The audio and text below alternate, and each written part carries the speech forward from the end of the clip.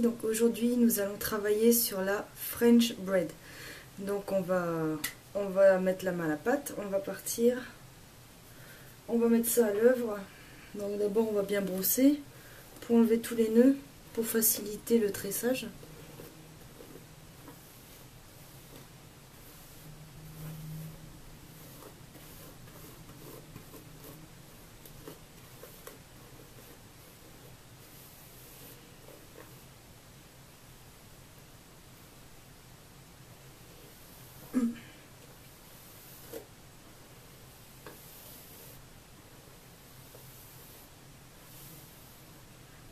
Donc voilà, dès qu'on a terminé, on va pouvoir y aller.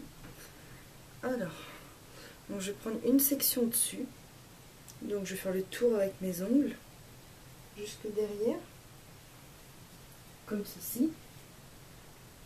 Et je vais récupérer donc la mèche que je vais séparer en 3 parties égales.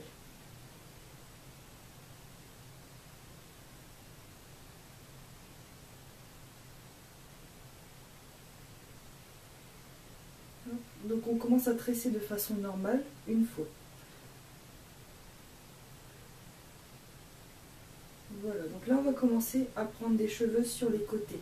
Donc on va commencer par la partie droite. Donc je prends une section juste ici, que je vais ajouter à ma première mèche. Et je vais relâcher les cheveux dont je n'ai pas besoin.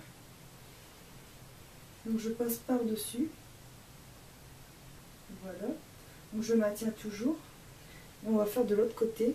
Donc on va prendre à peu près la même section au même endroit.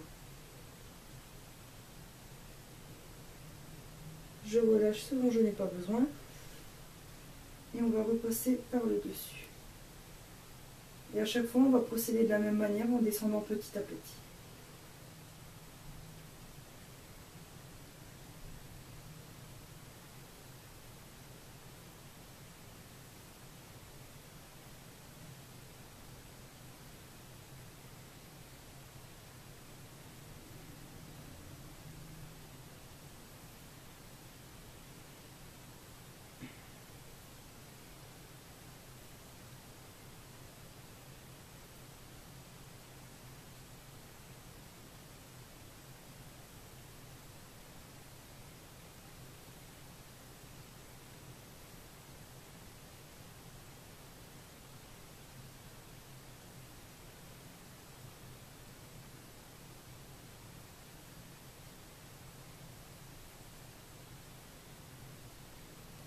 Ensuite, pour la dernière mèche, donc la dernière section en bas, on va la séparer en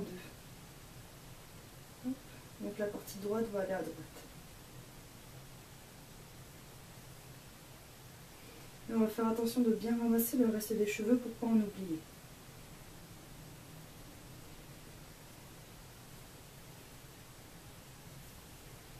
Donc vous pouvez la faire plus serrée ou plus lâche en fonction du résultat souhaité. Donc là, après, je fais assez serré, comme d'habitude, comme au travail. C'est une tresse que j'adore faire. Elle est pratique.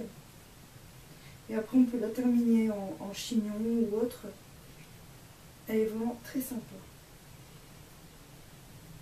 Donc là, je vais me retourner pour terminer le reste devant.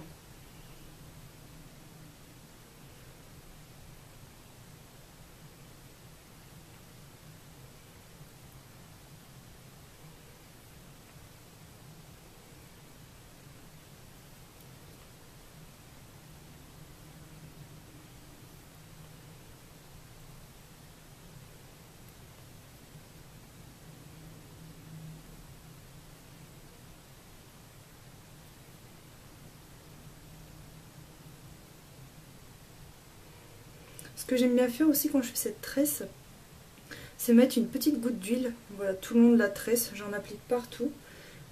Ça les rend un peu légèrement luisants, mais pas non plus gras comme la graisse à frire. Et ça les nourrit le temps qu'ils sont attachés. Voilà. Je vais prendre celui-là. Donc voilà, rien de plus simple. Au début, il faut prendre son temps pour bien prendre le rythme, bien avoir la technique.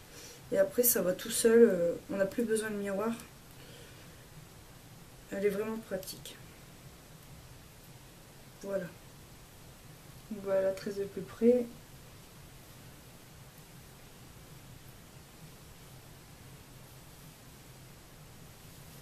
Voilà. J'espère que ce tuto vous aura plu et la prochaine fois on passera à la Dutch Braid. Donc déjà essayez de vous entraîner sur celle-ci et dès que vous aurez passé le cap, on passera donc à la Dutch. Je vous dis à bientôt, salut, à la prochaine.